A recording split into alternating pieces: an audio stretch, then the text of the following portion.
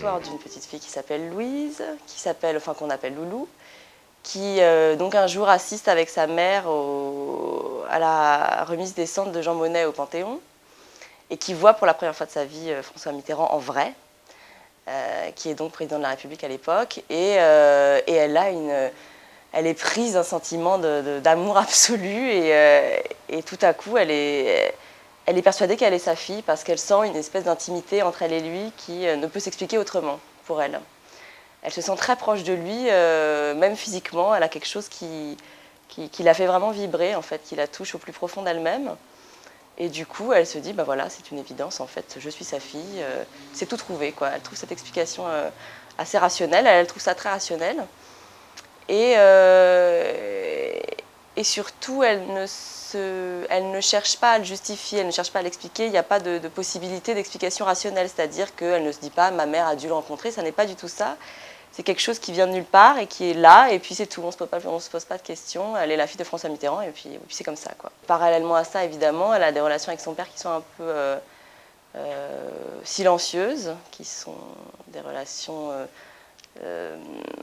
d'amour mais qui ne se disent pas, où rien n'est dit, où tout est tout le temps pensé, où les sentiments ne sont jamais exprimés, mais c'est des relations qui existent quand même. Le père, en fait, s'est récemment séparé de sa mère, ses parents viennent de divorcer, en fait, et il reprend un peu possession de sa vie, il est de nouveau seul, il a rencontré une autre femme, il voudrait bien tout laisser tomber, c'est quelque chose qui revient souvent dans le roman, l'envie qu'il a de tout laisser tomber, de partir, de recommencer toujours à zéro, de faire table rase du passé. Et en fait, il ne peut pas puisqu'il a sa petite fille qui est là et qui lui rappelle sans cesse qu'elle est la fille de sa mère, forcément.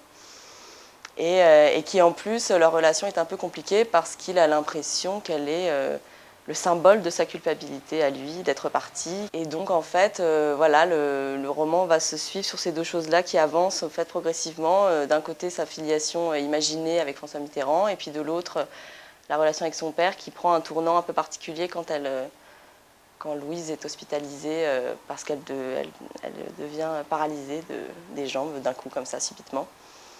Et du coup, tout va se jouer dans une chambre d'hôpital où elle reçoit la visite de son père, et puis de l'autre côté, elle fantasme sur sa filiation, sur son père, qu'elle croit être François Mitterrand.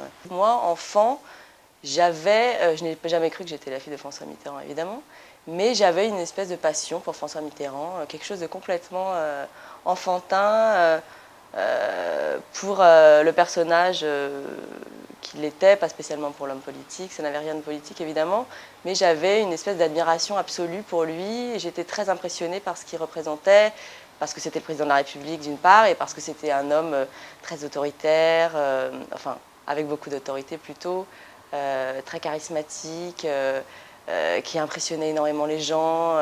Je regardais quand il faisait des interviews à l'Élysée, j'avais peur pour les journalistes, j'avais l'impression que c'était, s'il y en avait un qui se faisait engueuler par François Mitterrand, c'était la fin de sa carrière. Enfin, j'étais très impressionnée par cet homme-là et je m'étais dit un jour, mais vraiment comme ça, c'était une idée qui m'était passée par la tête, ça doit être formidable d'être sa fille parce que on doit être épargné par ça et on doit être protégé justement par lui, et on doit découvrir un autre personnage, quoi. Donc je m'étais dit, casser cette chose-là, ça doit être juste un cadeau énorme en fait.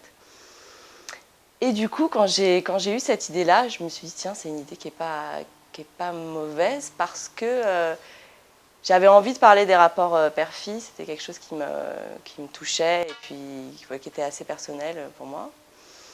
Et j'avais pas envie de faire un énième truc sur les rapports père-fille compliqués, etc.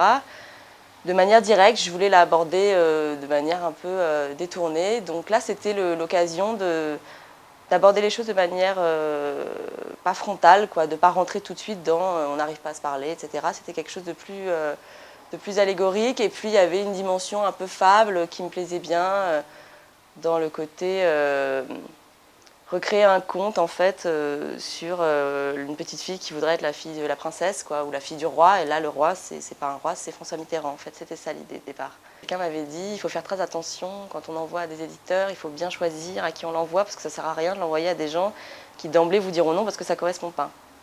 Donc je m'étais dit bon, très bien, je vais pas me prendre des refus pour rien, à la limite je préfère éviter. Donc j'avais fait une petite sélection d'éditeurs qui me semblaient correspondre pour X raisons. Et puis donc j'avais pensé à Julliard parce que j'avais lu Le magasin des suicides de Jean Telet. Et je m'étais dit qu'il y avait une forme de fantaisie chez lui qui n'a rien à voir avec ce que je fais, mais qu'il y avait quelque chose qui n'était pas complètement sérieux quoi, tout le temps. Même on pouvait parler de choses difficiles, mais il y avait une forme quand même d'humour qui est toujours présente chez lui. Et du coup, je m'étais dit peut-être que moi, comme c'est pas complètement sérieux non plus, même si ça parle de choses qui sont importantes pour moi, mais j'aime bien le fait qu'on puisse avoir un peu d'humour aussi de temps en temps, ça me plaît bien. Donc voilà, je m'étais dit peut-être Julliard. Et puis en fait, après coup, donc j'ai envoyé un jour, j'ai été déposé d'ailleurs le manuscrit ici. Et puis après, j'ai quand même vérifié par principe sur Internet, j'ai regardé le site et puis j'ai vu que c'était l'éditeur de Mazarine Pinjot. Et là, j'ai eu un peu peur pour moi parce que j'ai cru que ça allait être pris pour une provocation, quoi, mon titre. Je me suis dit, ils vont me détester, oui, ils vont croire que je me fous d'eux. Et puis en fait, non.